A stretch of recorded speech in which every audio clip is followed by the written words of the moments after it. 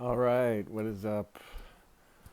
What is happening? Hope you're well. Another day of adventures in wellness and discovery and curiosity and exploration and spirit and aliveness.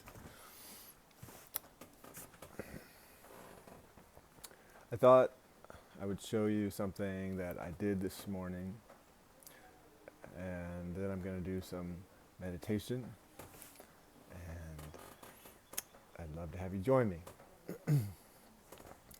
So, early this morning, I woke up and I laid down on this thing. I don't sell these or anything. I don't even really have a link. I got it from my craniosacral therapist that I saw several times, and yeah, it's made by Upledger Institute. And I think it's called like a oh, it's got a number on the back of it actually, upledger.com, and the link upledger.com, and then it's got phone numbers on the back.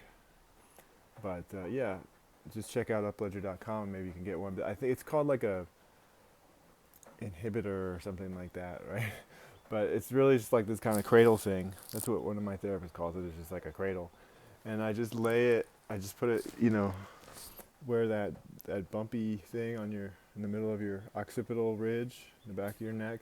It goes right in between these things here, and you lay on it, and it kind of changes the pattern of your craniosacral fluids, your cerebral spinal fluids. And so it's like it gives you partially a craniosacral therapy session, not what you would get in person from a person, but um, I really notice it makes a difference for me uh, with my tinnitus, whatever you call it. Um, I really notice. Um, I really notice a difference, and I think that's important. All the things that make a little difference can add up. Don't discount them, and the more you can become aware of things that make even a little difference, that difference can really start to multiply. I've noticed, and so I hadn't been using this for a while. I mean, one thing that happens is I start to feel better, and then I don't do the things, and that's just part of. I mean, that's kind of partly what we want, but um, I was having some tinnitus this morning. I tend to have it when I'm laying down, it seems. So when I wake up in the morning, it'll be there a lot. I have gotten better from that before, but in this round, this last time I got exposed to loud noise and have had tinnitus for several months, I haven't really. I don't think that I've gotten better from having it in the morning. There may have been some mornings where I did, but I've experienced a lot of relief, like in general, even when laying down at night.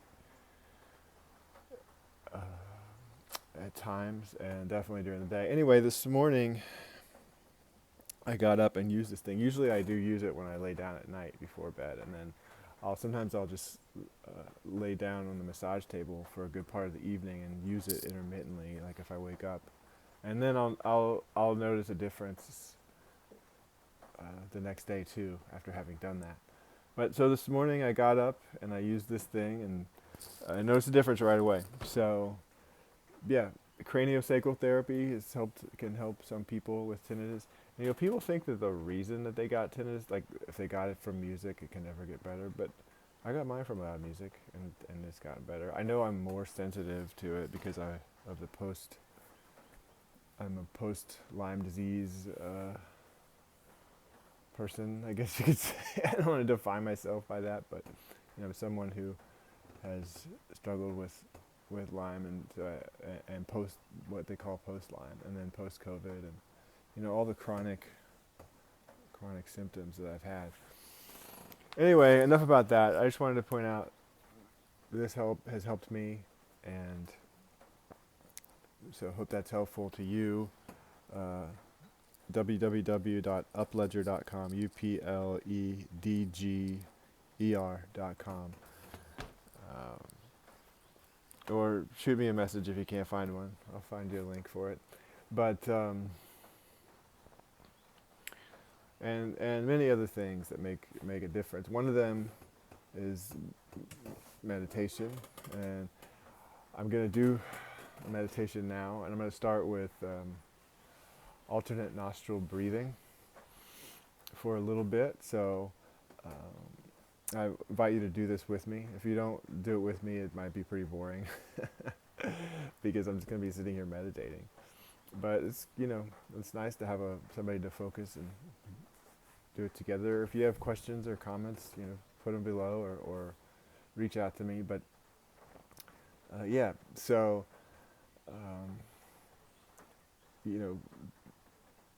alternate nostril breathing is like simple, and it's what it sounds like. There is a mudra, I don't even know what it's called, but you use these two fingers to close one nostril and your thumb to close the other, but you could use like whatever you want. You could use the shaka symbol if you want, but it kind of works this way, and that's the way a lot of yoga teachers teach it, so I got used to doing it that way. But yeah, I should say some of the benefits. And of course, if you Google PubMed, like pretty much anything, you can find what the studies are. I don't know if you know that, but you just put like benefits of alternate nostril breathing, PubMed, and you can find a lot of, if they exist and are easy to find, if they're Googleable, you'll find them there. Studies on anything. You just put PubMed, PUBMED after it, and then you find like published, peer-reviewed scientific articles. But alternate nostril breathing, has benefits for respiration, and then of course in yoga, the ancient art of yoga, it is known to benefit balancing out the hemispheres of the brain and just balancing out your kind of your body and mind, and definitely good for your respiration. So if you can't breathe through your nostrils, I suggest you try it. Like, see if you can find a little passageway, because if you do this practice over time, it should help. And if you just can't, then you can actually imagine breathing through your nostrils. We tend to change which nostril we dominantly breathe out of. Like, that's been studied. So like throughout the day, it tends to change, and but this can actually balance it out. And if you do this enough, you might notice that it balances out where you're breathing out of both nostrils, and that is associated with certain benefits in yoga. So okay, here we go. Enough talking about that. I've got a short morning this morning because it's raining, and I've got to feed the goats, and I've got to go to the bank and make the loan payment, and so alternate nostril breathing. Here we go. So I'm closing one nostril, breathing in, closing the other nostril, breathing out, breathing in through that same nostril, and then closing it, breathing back out the other side. Be sure to breathe all the way out. You can relax when you're doing it, but exhale all the way out. And in again, and then switch sides, and then out.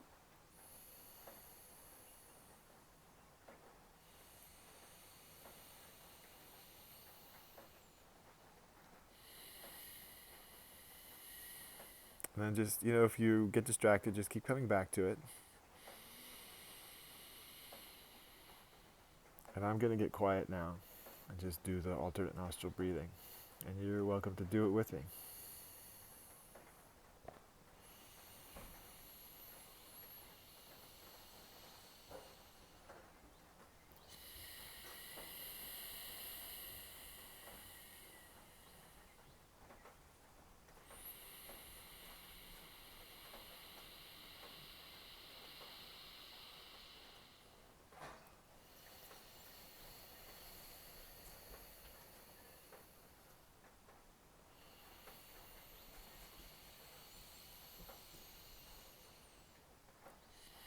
You can close your eyes or have them open, but If you want to make it into like a meditation more than just a breathing exercise, have your attention focused inward.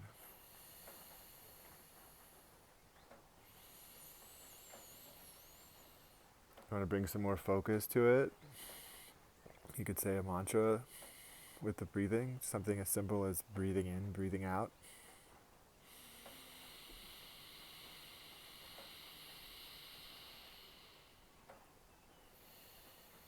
And just notice if your mind goes other places and just then come back to your breathing and your mantra.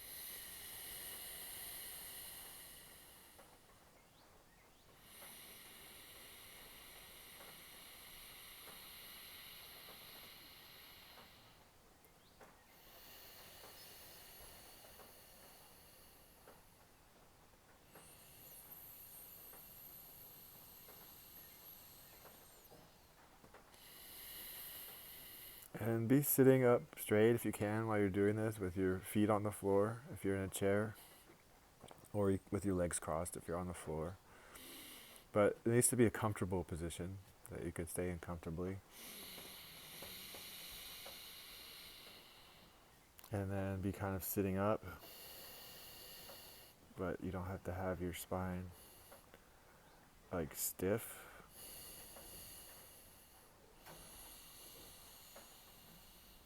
You can let it kind of sway and move a little bit.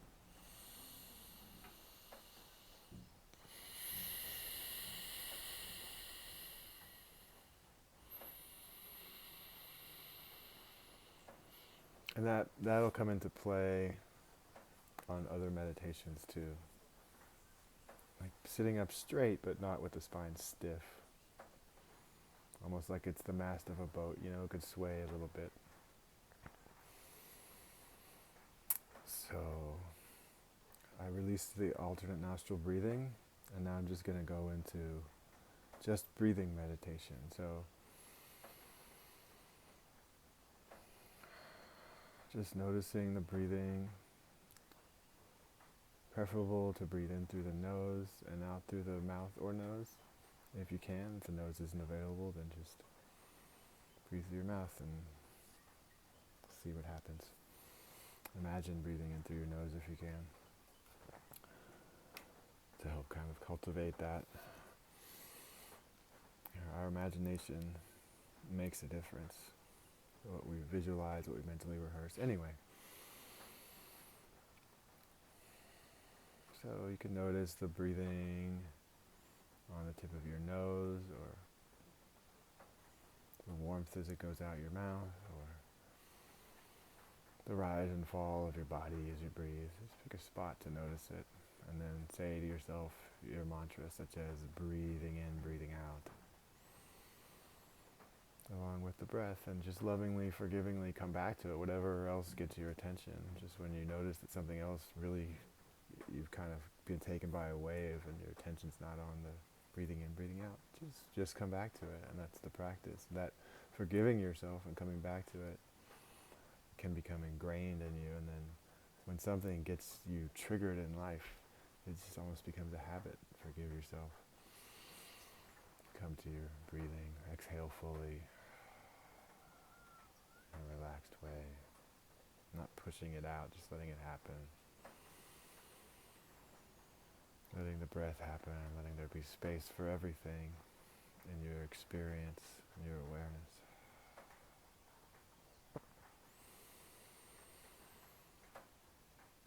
And so I'll do that for a few minutes and welcome you to join me.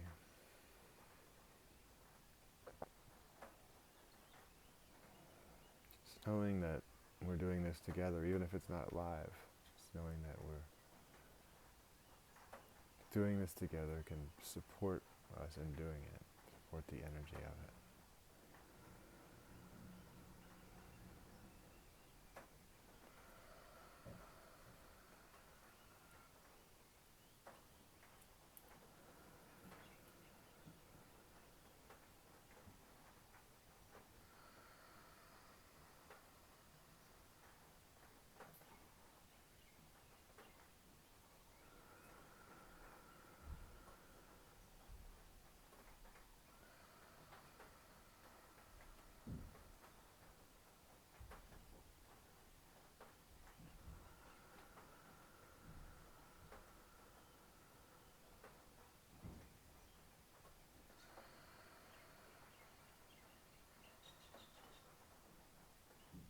again, your eyes can be open or closed,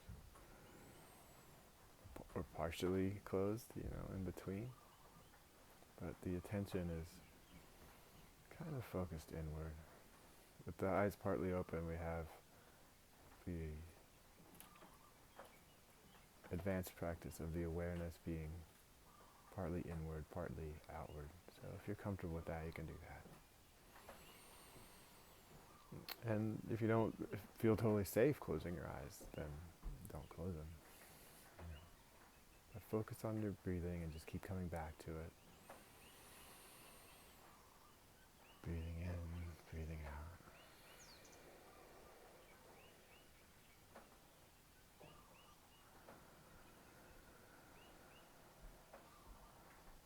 This is a yoga meditation, and everything in yoga is done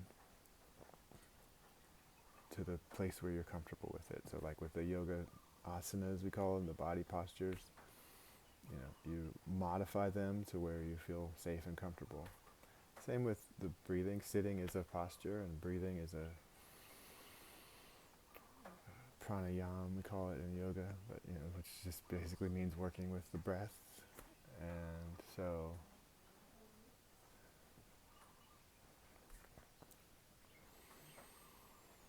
work with it in what way feels safe and comfortable to you.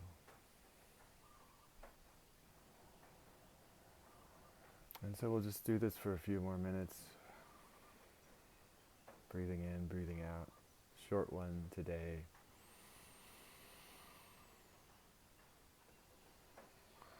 Of course, you can revisit this on your own, and I welcome you to do that. If you're watching this on the video, you could even just pause the video and stretch it, make it go a little bit longer, but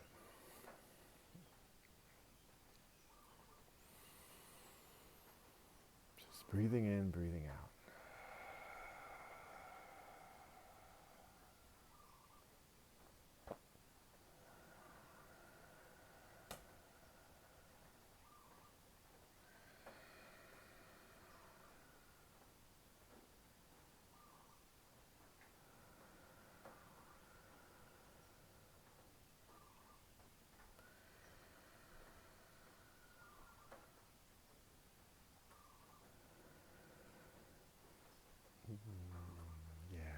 Breathing in, breathing out. Coming back to that. Wherever your mind goes, just gently come back. It's like if you had a little puppy, you're training it to stay. Let's say its name was Nama, and you said, Nama, stay.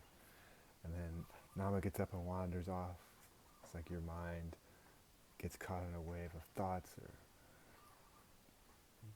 body sensations or emotions. Totally cool. In fact, those are the things that is coming up for your attention to work with. So you grab your little dog, metaphorically, bring it back, stay, tell it to stay again, but you don't need to get upset with it or punish it. Just, let's come back. Same way you bring your mind back to the breathing.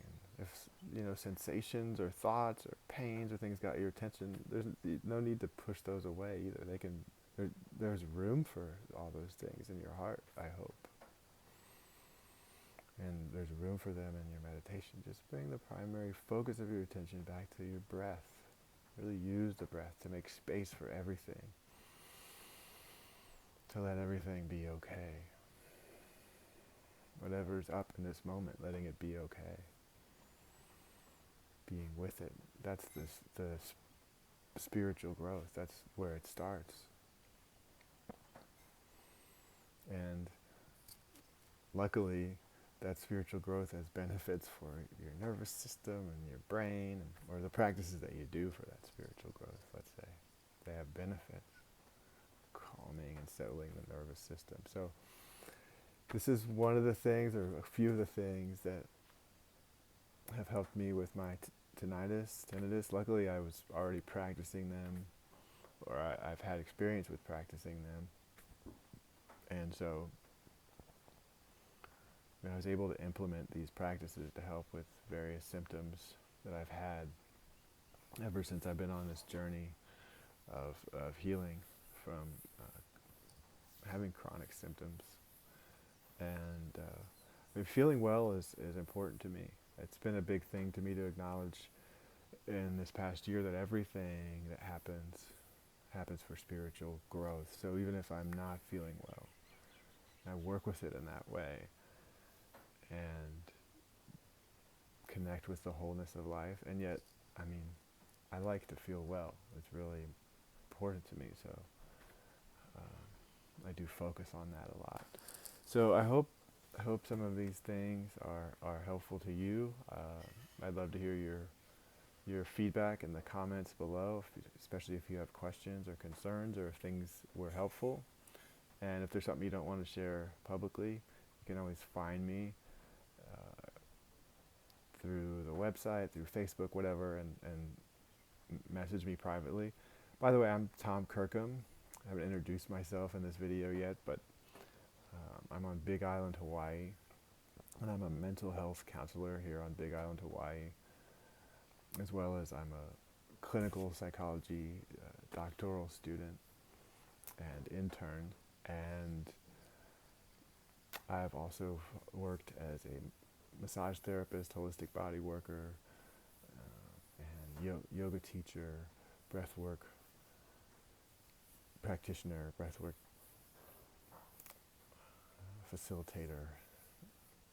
And so, those things kind of come together in the work that I do, and I offer also online coaching. So I hope this has been helpful, and I hope you'll join me on the next video. Aloha.